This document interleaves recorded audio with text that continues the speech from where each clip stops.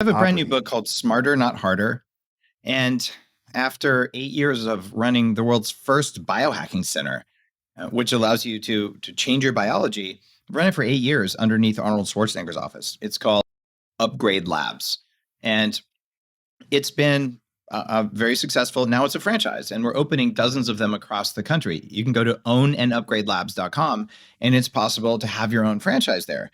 And what did we learn from that? When people come and say, I want to be healthy, okay, maybe that means that you're not using porn. That's not most people's definition of health, though, right? Someone else says, I want to be strong. Someone else, I want to be cardiovascularly fit. Someone else, I want my brain to work, right? So I boiled it down. There's 5 things people ask for when they say they want to be healthy, and resistance to stress and cognitive function and having more energy. Those are big asks. They're just not the same as what a lot of people are actually doing. So then I said, what's all the tech we have right now, and why and how does it work? What are the things that work better than the 2 things we've always done? Maybe 3 things to be healthier. The 2 things we've always done are run away from tigers. That's how you have cardiovascular, and pick up rocks. That's how you build strength. And the biggest innovation has been now you can stand in one place and run away from tigers. That's the treadmill. And now you can concentrate the rocks. That's dumbbells. Right? That's the state of exercise. And I'm sort of saying that a little bit facetiously, but every innovation we have is small steps from those. And then with food, the biggest thing was, oh, maybe if you eat less, you'll lose weight. That actually doesn't work. I went to the gym. I used my willpower. I went to the gym 6 days a week, 90 minutes every day for 18 months straight when I weighed 300 pounds.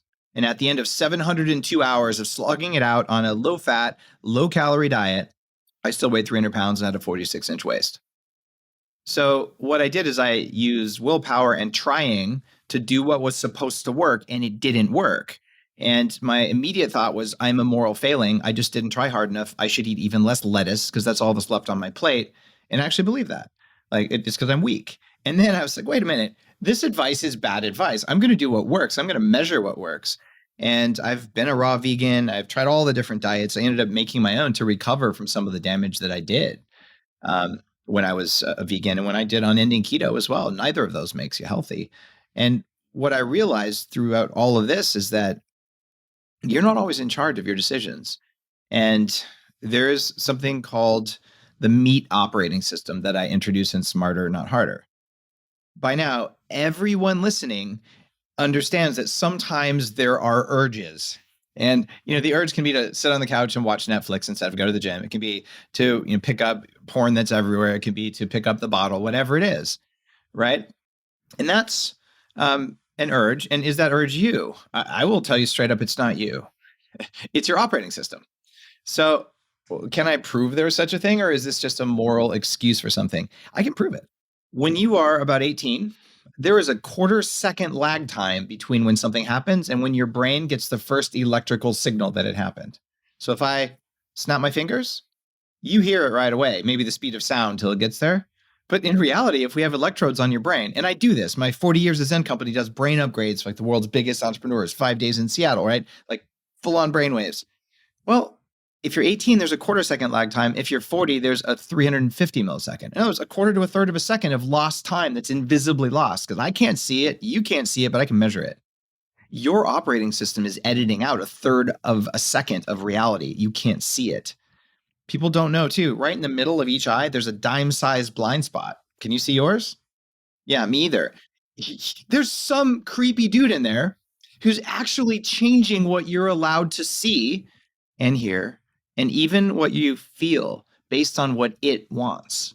That is your meat operating system. It's kind of good that it's in there because it keeps your meat alive. It makes sure your heart beats. It makes sure hormones secrete. It also makes sure that the species doesn't die. What activity makes sure the species doesn't die? Might that be sex? Of course. So what's going on in here is, number 1, don't get eaten by a tiger. Number 2, don't run out of energy. And that translates to lay on the couch and be lazy and eat everything. Okay. And then the third one is have sex with everything else. So all of these things that are out there, a lot of this marketing, a lot of the behaviors we have, they're actually hacking our meat operating system to make it want something. And then it tells us that we want it. So it's basically fear, food, and reproduction. And every guy who's ever had sex understands when the meat operating system kicks in.